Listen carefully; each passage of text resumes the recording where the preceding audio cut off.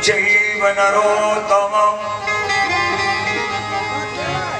देवी सरस्वती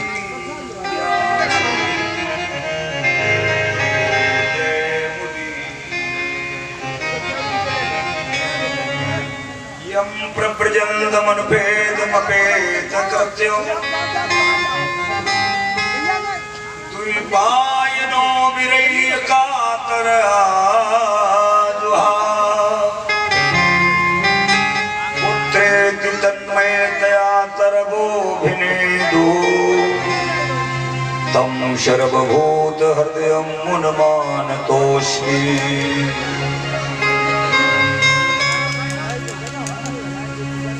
आयातु वरदे देवी अक्षरे ब्रह्मवादने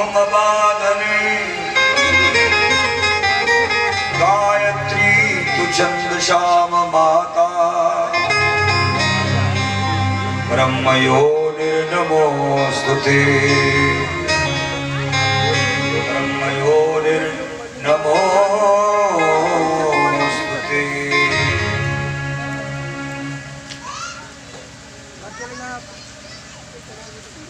कावर्णं च व्यापकी हे भले बने हो नाथ कित मुरली कित चंद्रिका कित गोपियन घोषा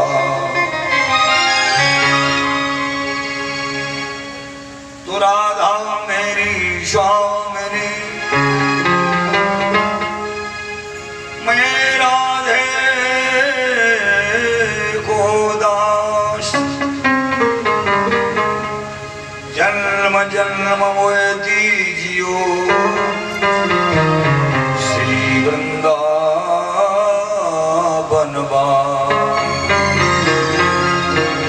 श्री सद्गुरुजन कमलेभ्यो नमः हनुमते नमः सरस्वत्यै नमः।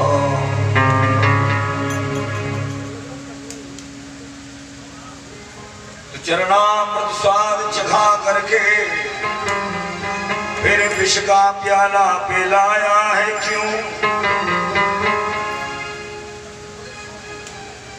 फिर विष का प्याला पिलाया है क्यों, बस ये कई बार हंसा करके विष भात सदैव रुलाया है क्यों। मुख चंद्र दिखा करके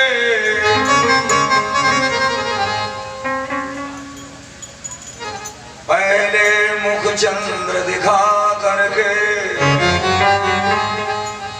इस भात सदैव रुलाया क्यों। यद मन में मोह नहीं रखते, मन में जब मोह नहीं रखते मनमोहन नाम रखाया है क्यों।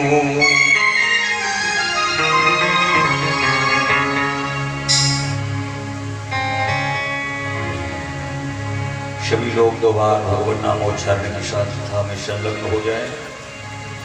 यत्र तत्र सर्वत्र शिव पधारे हुए भगवत प्राप्ति पर जाए। श्रद्धा स्वरूपा समस्त माताएं बहनें और इस आयोजन के आयोजक महोदय परमादरणीय श्री राजपाल चंद जी राठौर, इनके पुत्र पौत्र आदि स्वजन बंधु बांधव समस्त परिवार इष्ट मित्र बंधु रिलेटिव जो जहां से आए हैं भगवत परायण भक्तजन एवं इनके समस्त ग्रामवासी चंद्रपुर की पावन धरा पर जन्म लेने वाले उन सभी महान भावों को मेरा वंदन है, अभिनंदन है। सबका ही आभार व्यक्त करते हुए सभी को मंगल कामनाओं के साथ प्रणम करते हुए, क्योंकि श्रोता भगवान का स्वरूप हो। जय हो महाराज, जय हो। सभी के अंदर मेरे परमात्मा विद्यमान है। सबके हृदय स्थल में इस दिव्य अंतःकरण में वो शाश्वत परमात्मा का निवास है। इसलिए कोटि चाह उस परमात्मा को जो कोटि करतुम अकर्तुम मंडिथा करतुम करुणा वरुणालय भक्त वत्सल दीन बंधु श्री हरि वासुदेव जो अच्युत है, जन्मा है, खंड है, अभेद है, अनादि है, ऐसे श्री लीला पुरुषोत्तम श्री हरि नारायण को जो सबकी हृदय में आद्योपांत निवास करता, ऐसे ठाकुर जी को मेरा कोटि कोटि प्रणाम है। आज कथा का 7वां दिवस है और संध्या की ओर इसी भागवत की कथा का रूप ले रही है। 6 सूत्रों के माध्यम से 6 दिन की कथा का अवगाहन महापुरुषों ने किया है। चाहे वो सूत जी हो, चाहे वो श्री सुखदेव जी हो, चाहे वो गोकर्ण जी हो, चाहे संगाद ऋषि हो, चाहे मैत्रेय हो, चाहे वो उद्धव हो, चाहे स्वयं द्वारिका का सम्राट परमात्मा श्री वासुदेव देव कृष्ण, इन महापुरुषों ने जो भी सभी लोगों के भक्ति मार्ग के आने वाले उन विघ्नों से बचाते हुए, भगवत परायणता प्रदान करते हुए और भक्ति मार्ग को भी प्रशस्त करने का ठेका ले रखा और उस ठेके को भी चरितार्थ कर रहे। परमात्मा वासुदेव का प्रथम विवाह आदिशक्ति लक्ष्मी नारायणी कल्याणी भीष्मक नंदिनी रुक्मेग्रयो रुक्मरतो रुक्मबाहुरनंतरा रुक्मकेशो रुक्ममाली रुक्मनिशान सुशासन, जो 5 भाइयों की मध्य एक ही बहन थी। रुक्मिणी का पाणिग्रहण संस्कार वैदिक पद्धति से कल आप सब लोगों ने श्रवण किया। भगवान द्वारकेश के साथ वैदिक विधा से संपन्न होता है। भगवान के यहाँ एक बेटा भी जन्माग्रस्त शासन का पालन करते हुए प्रद्युम्न, जिस प्रद्युम्न को प्रसूत का ग्रह से ही अपहरण कर लिया गया, ये शंबरासुर का ऐसा प्रदूषित विचार है जो प्रभास क्षेत्र का असुरों का सम्राट है और सागर में जाके फेंक दिया। मछली ने निगल लिया, मछुआरों ने मछलियों को पकड़ा, देवियों से वो भी मछली आ गई। पेट विदीर्ण करने पर एक बालक की प्राप्ति, सोचा मैं क्या इसका करूंगा, अपने उस सम्राट सम्रासुर को बालक दे दिया। सम्रासुर में भी ये नहीं जाना कि वही बालक है कृष्ण का जिसको मैं अपहरण करके लाया और फेंक दिया समुद्र में। सोचा कि मेरे यहाँ भोजन बनाने वाला रसोईया भानासुर, जिसकी पत्नी बड़ी धर्मपरायणा शिव की भक्ता है, जिसने आज उसको अनवरत रूपेण 12 वर्ष होने जा रहे शिवार्चन करते करते, शिव शिव करते हुए कि हमारे कोई संतति नहीं, शिव बड़े ही दयालु देवता है। आशुतोष तुम अब डरता,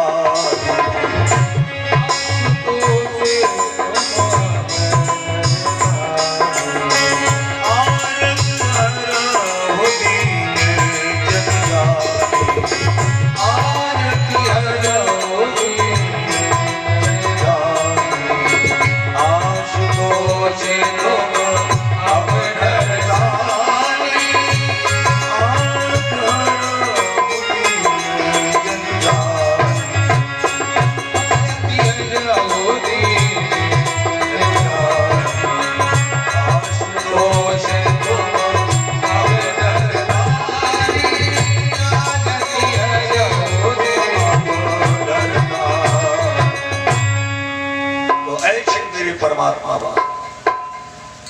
उस भानुमति को ये बालक प्रदान कर दिया गया। मेरे श्रोताओं, भानुमति ने सोचा ये मेरे देवात्मति देवों के देव महादेव का आशीर्वाद है, ये उनकी उपासना, उनका शिवार्चन, उनका अभिषेक, उनका पूजन वंदन अभिनंदन करने का लगता परिणाम आज मुझे 12 वर्ष के बाद मिल रहा है। और हम लोग कभी कभी क्या करते, आज ही पूजा करेंगे, आज ही हनुमान चालीसा पढ़ेंगे, और मान लीजिए कहीं छोटी सी घटना भी घट गई तो वो बड़ा हनुमान चालीसा, वो बड़े शंकर भगवान, वो बड़े हनुमान जी। बोले काहे? बोले आज ही हमने पढ़ा और आज ही हमारे सामने समस्या घट गई। बोले आज तो पूजा कर रहे हो, आज ही फल चाह रहे हो। लोग प्रतीक्षारत रहा करते थे, आज 12 वर्षों के बाद शिव कृपा का परिणाम मिला। देखो एक बात कहें, अगर देवताओं में कोई महापुरुष समन्वयवादी अगर कोई देवता हुआ है तो देवों के देव हमारे महादेव हैं, जिनका भजन देवलोक के समस्त देवता भी करें, मृतलोक के मानव भी करें और असुर लोक के असुर भी करें। और महात्माओं में अगर कोई समन्वयवादी महात्मा हुआ है तो देवर्ष नारद नारम ददातीति ज्ञानम यस्यासौ नारदाः। जिनके हाथ में सदैव वीणा रहती है, परमात्मा प्रदत्त वीणा, और अभ्यास भी आपका ऐसा है और आपकी वीणा का कि वो नारायण के अलावा और किसी को न तो सुनती है न किसी को कुछ कहती है। जो कुछ भी गाती है, जो कुछ भी प्रकट करती है हृदय का भाव, बोले वो सब नारायण नारायण ही निकलता है। तो 6 मंत्रों के माध्यम से आप लोगों ने 6 दिन की इस अद्भुत कला का लाभ लिया है मेरे श्रोताओं। और ये 7वां सूत्र है परीक्षित जी आज का, अद्भुत है। क्या? कलौ केशव कीर्तना और संघे शक्ति कलौ युगे। इस कलकाल में संगठन में जो ताकत है, जो बल है, जो शक्ति है, उसके आगे सारे बल, सारी ताकत, सारा पौरुष फेल हो जाता है। ये आप सब लोग बड़े बड़े बुजुर्गों की भी कहावतें हैं, लगता वैदिक सूत्रों से वो अपना संबंध रखती है। क्या बोले? बदी बढ़नी है तब तो झाड़ू बढ़िया से लग जाएगी, और बढ़नी को जो है खोल दीजिए, एक एक सिंगल फैला दो, क्या झाड़ू लग पाएगी? नहीं। इसलिए संगठन में बहुत बड़ा ताकत है। संघे शक्ति कलौ युगे, कलौ केशव कीर्तना। इन सूत्रों पर आज की कथा का श्रृंगार होगा। कलकाल में भगवान का नाम करो केशव कीर्तना। रामायण भी आपकी कहती है। यानी हमें जीवन का आखिरी दिन भी जो मिलता है मेरे श्रोताओं, उसमें भी यही मनीषियों ने कहा कि कलयुग केवल नाम धारा, और मेरे भाई सुमिर सुमिर नर उतरी पारा।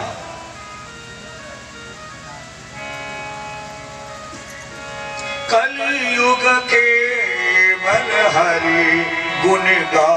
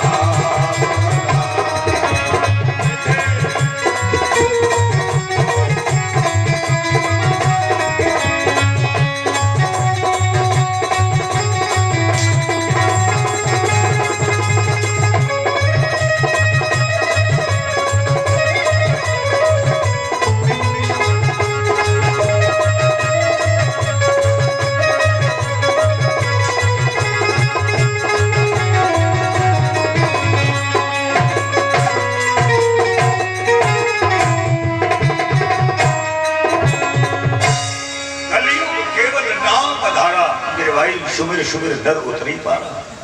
कलयुग केवल हरि गुण गाहा, और गावत नर पावई भव धाहा। भव सागर से पार होने के लिए कलकाल में चलिए 2 चीजों तक जो है यात्रा बता दी। 2 चीजें जीवन में आ जाएं, जीवन सफल है। क्या? प्रगट 4 पग धर्म के इस कल में प्रधान,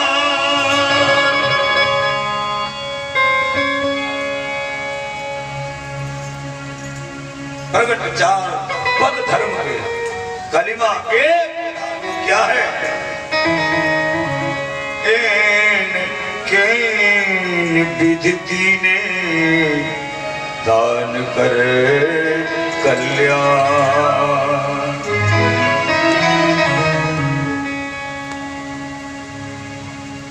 इसलिए उदारता से महापुरुषों के द्वारा किए जाने वाले दान, वो भी हमारे जीवन को बनाने में अपना योगदान करते हैं, वो भी सहयोग करते हैं मेरे श्रोता।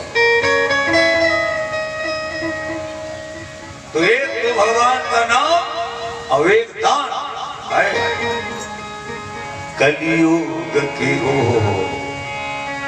कलियुग केवल नाम आधारा, सुमीर सुमीर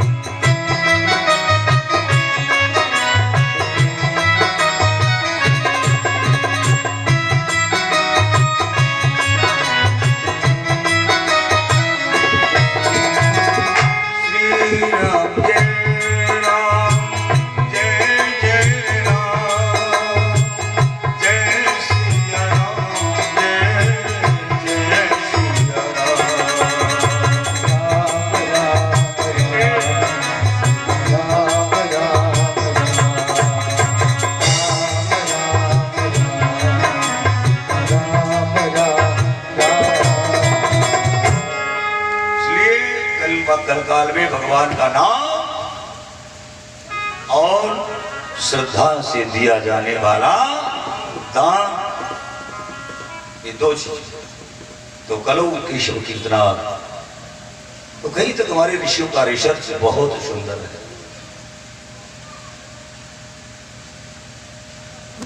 तो ये भानुमति को शिवार्चन का परिणाम उसे बालक मिला है। पति ने एक बार विरोध भी किया है, ना मालूम ये कहाँ का अंश है, किसका अंश है, और तुम जो है तुम बड़ी श्रद्धा से इसका ध्यान रख रही हो, ये दे दो जिसे भी लिया। बोले नहीं, अपने सम्राट ने बालक दिया, और सम्राट क्या दे सकता है, ये लगता है शिव जी की पूजा का प्रसाद मिला है। तो बड़े प्रेम श्रद्धा से उस बालक का पालन पोषण किया। ये कोई साधारण भानुमति नहीं है, ये देवलोक की पद्मिनी नामक अप्सरा थी, और अश्विनी कुमार वैद्यों के मेडिकल में रह करके और वहां सारी मेडिसिन तैयार किया करते थे। तो रसायन औषधियों के बारे में इसको पूर्णतः बहुत बड़ा नॉलेज था, बहुत बड़ा ज्ञान था। परंतु ये ऋषियों के श्रापवश इसका पतन हुआ है, अमृत लोक में आई, असुरों के यहां इसको निवास करना पड़ रहा है। परंतु से अपने पूर्व जन्म का पूरा स्मरण है मेरे भाई। तो इसने बड़ी जल्दी उस बालक को स्वस्थता दे दी, बढ़िया औषधियों का सेवन करा करके ऐसे ढंग से ट्रीटमेंट किया मेरे श्रोताओं कि 12 वर्ष में तो बिल्कुल लगता है छोटा सा बालक युवावस्था को प्राप्त हो रहा है। बोलो कृष्णचंद्र भगवान की। और जो है इसी समय में देवर्षि नारद जी भी यदा कदा आने लगे, उनकी भी करुणा दी। देखिए हमारे कोई पुण्य या सत्कर्म के छिपे होते हैं, जब वो प्रकट होते तो भगवान कृपा भेजते हैं। वो जरूरी नहीं कि डायरेक्ट आ जाए, इनडायरेक्ट किसी संत का ही रूप लेकर के आ सकते हैं। नारद जैसे महापुरुष जिनके दर्शन मात्र से नारदो अमोघ दर्शना, इस सूत्र का अनुवाद तुलसीदास जी ने भी तो किया है। संत दरस जिम पातक टरई, दर्शन मात्र से एक नहीं अनेकों प्रमाण महापुरुष क्या नहीं दरिद्र शम दुख जग मार, नहीं दरिद्र शम दुख जग मार, नहीं दरिद्र शम संत मिलन शम दुख जग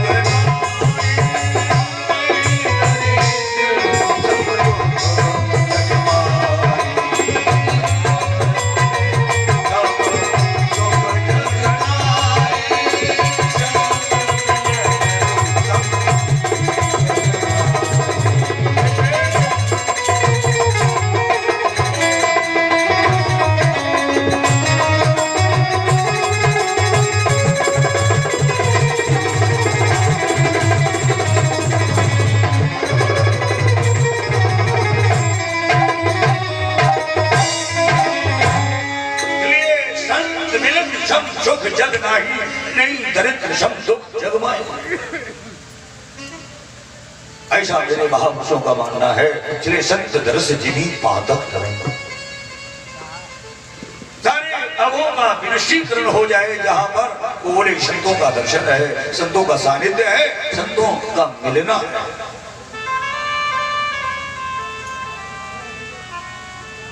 और 12 वर्ष के अंतराल में, क्योंकि नारद जैसे सदगुरु ने आके सब कुछ सारा विवरण दे दिया, सारी घटना के बारे में बोल दिया कि तुम कृष्ण रुक्मिणी के बेटे हो, कैसे कैसे तुम्हें अपहरित करके सागर में फेंका गया, कैसे तुम यहाँ आए, और जो तुम्हें अपहरित करके लाया उसकी मृत्यु भी तुम ही हो। तो जब ये ऋषियों के द्वारा मुझे ज्ञात हुआ है, तो मेरे श्रोताओं, प्रभास क्षेत्र का सम्राट शंबरासुर, इसके जो भी अनुयायी थे, प्रद्युम्न जी को एक बार आवेश आया जो मेरे महात्मा ने कह दिया, ये भी परमात्मा की ही पावन कोई प्रेरणा हो सकती है। तो सभी शंबरासुर के अनुयायियों को मारते हुए गति प्रदान करते, अंततोगत्वा शंबरासुर का भी वध किया। और उसकी बेटी रति थी, उसके साथ देवर्षि नारद जी ने प्रद्युम्न जी की लगन कराई। और मेरे श्रोताओं ध्यान जरूर रखें आदरणीय परीक्षित जी, इधर जिस दिन से बेटा किडनैप किया गया है, अपहरण हो गया है, उस दिन से रुक्मिणी को बहुत बड़ी टेंशन। किस बात की? क्या दुनिया के मालिक भगवान हो, फिर भी ऐसी घटना घट गई। आप ये कहो कि मेरी संज्ञान में नहीं है, मैंने नहीं जान पाया, तो भगवान कैसे है? क्यों भगवान कहलाते हो? और भगवान होने पर यदि ये कहते हो मुझे सब कुछ पता है, तो ऐसा क्यों हुआ? तब आप बताइए, जब कोई ज्यादा आवेश में दे दिया हो तो उनको फिर भगवान भी सोचते, उनको समझाना बड़ा मुश्किल हो जाता है। क्यों परीक्षित जी, कुछ गलत तो नहीं कह रहा? बड़ा मुश्किल होता समझाना। उसमें यही बुद्धिमत्ता है कि आप जो है, आप विक्षिप्त नहीं होइएगा, आप अपनी बुद्धि का संतुलन ठीक रखें, क्षमता बिगड़ी हुई स्थिति समझ जाएगी। और हमने भी अगर अपनी बुद्धि का संतुलन बिगाड़ दिया है, तो मेरा बना बनाया काम भी बिगड़ सकता है, इसमें कोई संदेह नहीं है, कोई दो राय नहीं। मेरे प्रिय श्रोताओं, भगवान ने कहा रुक्मिणी विक्षिप्त होने की आवश्यकता नहीं है, ये अपने अपने किए कर्मों का परिणाम प्राणी को सदा ही भोगना पड़ता है, इसमें कोई भी नहीं बच सका। इसमें मैं भी अगर देहधारी बनकर के मृतलोक में आया हूँ, तो फिर मैं भी कर्म के बंधन की युक्त ही हूँ, मैं भी कर्म के बंधनों में बंधा हूँ, मैं भी नहीं बच सका। कर्मों के किए जाने वाले जो भी फल होते हैं, बोले वो प्राणी को पर्सनल स्वयं ही भोगने पड़ते हैं। और इसमें किसी को किसी का इंटरफेयर भी नहीं करना चाहिए। क्यों? अगर ऐसा करते हो तो ये मेरी भूल है, ये मेरी सोच है। क्यों संतोष से जरा नहीं पूछा? देखो पूछ करके क्या बोलते हैं। प्राणी स्वयं जिम्मेदार है कर्मों के परिणाम का। कौन खाओ सुख दुख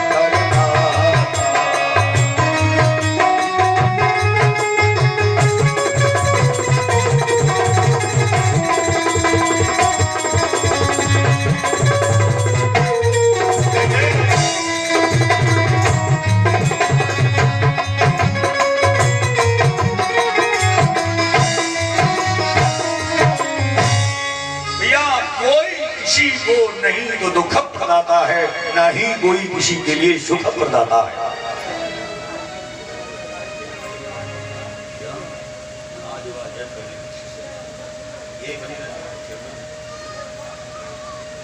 कोई किसी को न दुख देता है न कोई किसी को सुख देता है मेरे भाई।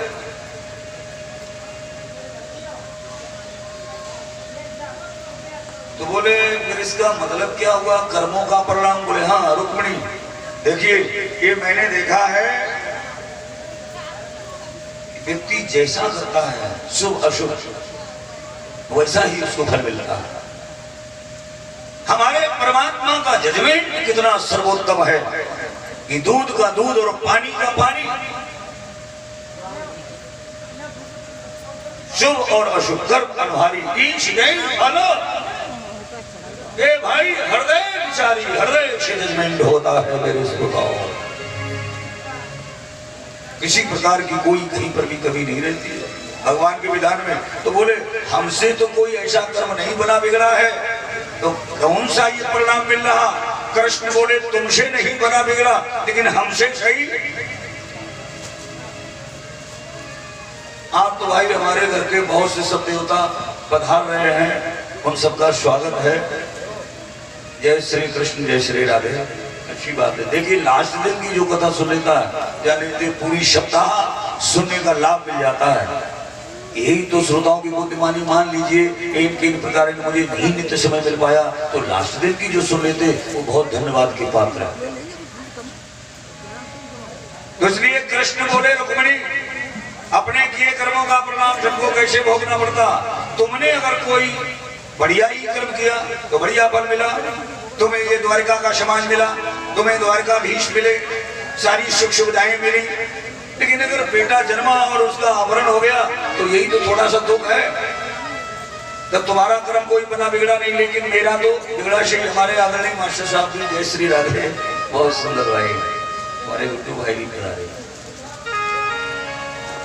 तो क्या कहा, अरे चार वेद शास्त्र में बात मिली है तो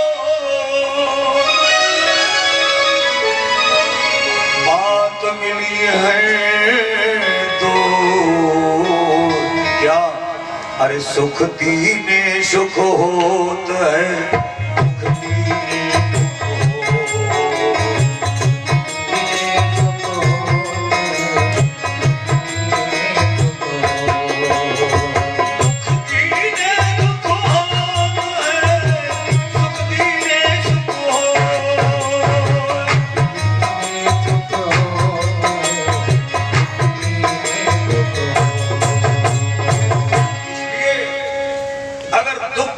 पहुंचाओगे तो कोई ये अच्छा काम नहीं है। ये मेरे लिए दुख को निमंत्रण है और सुख दे रहे हो मेरे भाई, तो ये कोई ऐसा नहीं, ये अपने लिए सुख को निमंत्रण देना। इसलिए रुक्मिणी ने कहा इसका मतलब आपसे बना बिगड़ा कर्म और उसमें सम्मिलित हमको होना पड़ता है। बोले हाँ, यही तो जो है दाम्पत्य जीवन की एक विशेषता है। जब तक लग्न नहीं हुई तब तक तो अपने अपने कर्मों का परिणाम प्राणी से होता है। और तुम्हारा संबंध मेरे से हुआ अथवा मेरा संबंध तुम्हारे से हुआ, तो तुम्हारे कर्मों में मुझे सम्मिलित होना पड़ेगा, हमारे कर्मों में तुमको सम्मिलित होना पड़ेगा। बोलो जय श्री कृष्ण। कन्हैया ने ये बात बताई, सारे द्वारिका के लोग सुन करके आश्चर्य में। तुम्हारे कौन सा कर्म बन बिगड़ गया, देखो कितनी बढ़िया बात। दुनिया का मालिक मेरे जैसी ईश्वरीय सत्ता भाई परमात्मा है। कोटि कर्तुम मकर्तुम मंडिता कर्तुम करुणा वर्णालय, ऐसे मेरे भगवान कहते हैं रुक्मिणी, मेरे जैसा महापुरुष और वसुदेव जैसे साधक, देवकी जैसी परम साध्वी, इन महापुरुषों के और मैं बेटा बन करके पहुंच गया। मेरे माँ बाप फिर भी जो है कष्टों में यही रहे, उनका जीवन जेलों में रहा है। और इससे बड़ा किसी का क्या सोर्स हो सकता है कि जिसके घर में दुनिया का मालिक पुत्र बन के आ जाए। उसे किस सोर्स की आवश्यकता है मेरे भाई। लेकिन फिर भी कृष्ण कहते मेरा सोर्स भी काम में नहीं आ सकता। उनकी सेवा करना दूर रहा देवकी, वो रुक्मिणी मैंने तो उनका 12 वर्ष तक दर्शन भी नहीं कर पाया।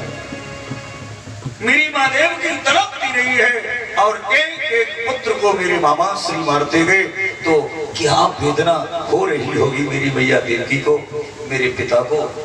समझाते समझाते ही जीवन बीत गया। मेरी माँ को धैर्य ही धारण कराने में सारा जीवन अपना यापन कर दिया। धिक्कार है मेरे जीवन को कि मेरे जैसा ब्रह्म बेटा जिसके यहाँ आया हो और उसने भी कोई मदद न कर पाई हो, सहयोग न कर पाया हो। हाँ, ये सौभाग्य तो मुझे 12 वर्षों के बाद मिला, और जब सौभाग्य मिला तब मैंने उन्हें बंधन से मुक्त किया। इसलिए कुछ गलत नहीं, ऋषियों का अनुभव। 4 वेद शास्त्र में बात मिली है तो, 4 वेद शास्त्र में बात मिली है तो, दुख दीने सुख होत है, दुख दीने दुख होत है,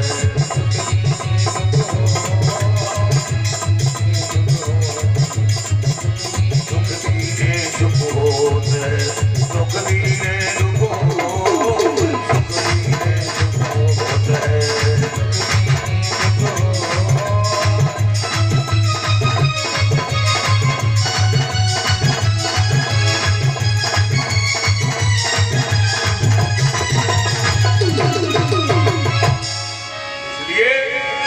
न कोई सुख प्रदाता न कोई दुख प्रदाता मेरे श्रोताओं।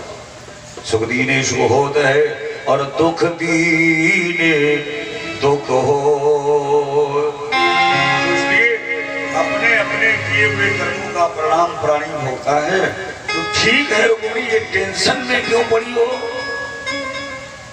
कि मेरा बेटा मेरा बेटा मेरा बेटा। इसमें तो चिंता सापिन खाए न खाया,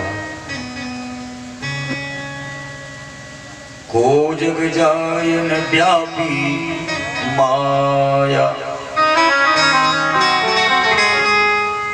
चिंता तो जीते जी जला देती है, क्यों भाई?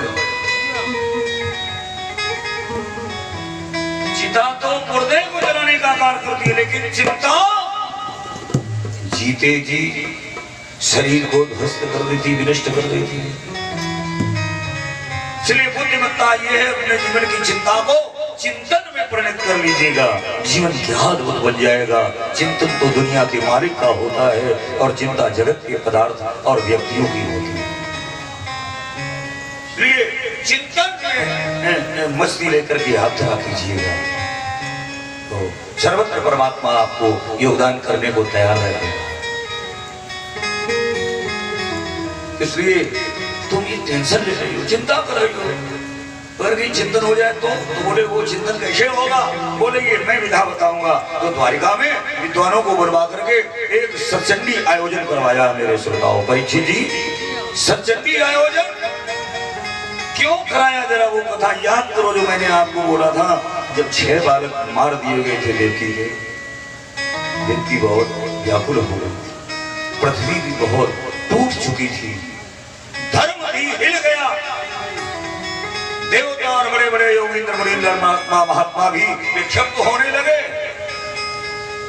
तब भगवान ने भगवती को निवेदन किया है कि आप जो देवकी का शात्मा गर्भ शुभारंभ होने जा रहा, जरा उसको अपनी योग शक्ति से कर्षण करा के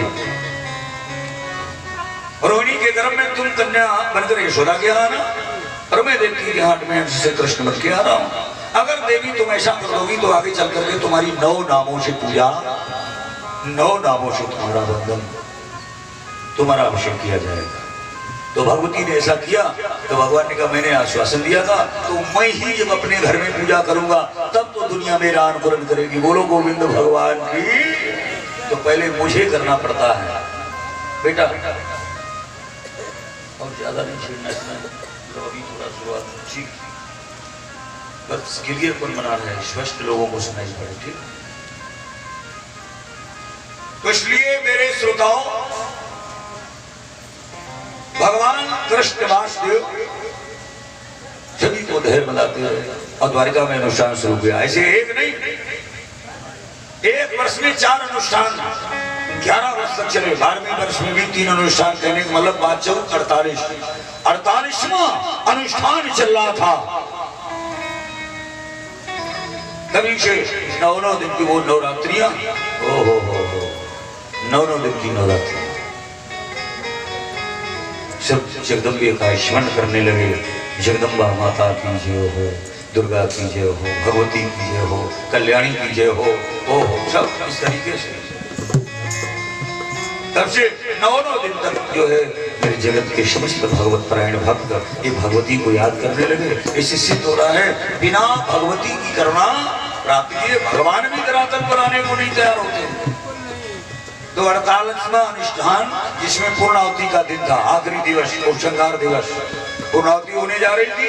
जब तक देवर्षि नारद भगवान कृष्ण के पुत्र और पुत्र वधू को मेरे श्रोताओं ला रहे थे। एक निवेदन जरूर करूंगा भक्तों से। आइए, स्वागत है आपका, वेलकम। सभी लोग आओ, अच्छी बात है। और कोई चढ़ाना मना नहीं कर रहा है, चढ़ाइए जो भी ला रहे। लेकिन मैं तो ये कहता हूँ, आइए अपने पास रख लो, बाद में शक्ल बोल करके चढ़वा देंगे, ठीक है। तो आप लोग आते रहोगे, चढ़ाते रहोगे और फिर इसमें कथा पूरी निकल जाएगी, आपको लाभ नहीं तब तक मिल पाएगा। इसलिए लाभ लीजिए कथा का, प्रमुख को कथा का लाभ लेना है मेरे श्रोताओं। और ये जो हम अपनी श्रद्धा को समर्पित कर रहे हैं, ये गौड़ है, दूसरे नंबर पर है। लेकिन चलो, भक्तों की श्रद्धा को रोका भी नहीं जा सकता है। भक्तों की श्रद्धा का स्वागत है, सम्मान है। जय श्री कृष्ण, जय श्री कृष्ण। लेकिन मेरा तो अपना यही मानना कि हम कहते हैं अधिकस्य अधिकम फलम, जितना लाभ ले सको उतना लाभ लीजिए। अगर आओ बस कथा में बैठो और कथा का लाभ लो, कुछ जीवन में भी उतारो, हमें कुछ न कुछ सूत्र मिलेगा। क्यों? करो केशव की संगी शक्तो संगो शक्ति कले योगी। इस काल में संगठन जगह जगह प्रमाण, संगी शक्ति कलो युग, काल में संगठन। 7 बातों में ही संपूर्ण भागवत का पारायण, यह 7वें मंत्र का व्याख्या। तो पूर्णाहुति का रुक्मिणी कृष्ण करने जा रहे थे, यजमान बने थे, लेकिन नारद जी उनके बेटे और बहू को ला रहे।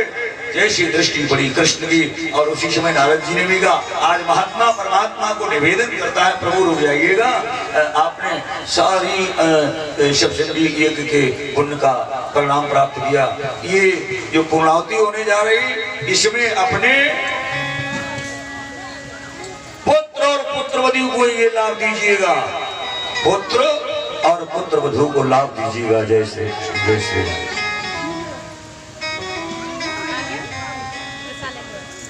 तो पूर्णाहुति कृष्ण के बेटे और उस वधू को देख करके हर्षित हुए, और उनके द्वारा ये पूर्णाहुति दिला गया। पूर्णमदा पूर्णमिदं पूर्णात् पूर्णमुदच्यते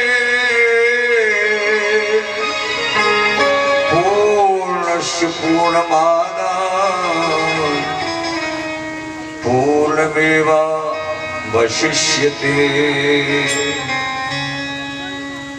तो द्वारिका में आज पूर्णाहुति होगी अनुष्ठान की, और द्वारिका के लोग धन्य हैं जिन्होंने पूर्णाहुति में सम्मिलित होकर अपने जीवन को धन्य किया है। और आज चंद्रपुर की भी पावन धरा धन्य है। मेरे श्रोताओं, आप लोगों ने भी पूर्णाहुति का आनंद लिया है, यज्ञ के माध्यम से और कथा के माध्यम से पूर्णाहुति में आनंद ले रहे हो। ऐसी चर्चा का वर्णन इसके बाद 2 विवाहों की तो कथा सुनी चुके, 3 विवाहों की, रुक्मिणी की कल, जामवती सत्यभामा की अभी आपने हमारे आदरणीय आचार्य आदेश जी के द्वारा श्रवण किया है। 3रा विवाह भगवान का सूर की पुत्री कालिंदी के साथ, 4था नग्नजिति, और 5वां सत्या के साथ, 6ठा भद्रा के साथ, 7वां लक्ष्मणा के साथ, 8वां मित्रविंदा के साथ। ये 8 प्रमुख पटरानियां थी। राजा परीक्षित ने कहा,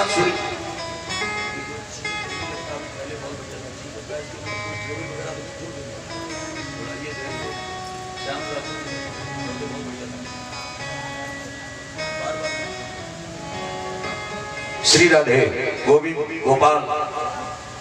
ट्रिबिल ज्यादा बोलोगे तो भी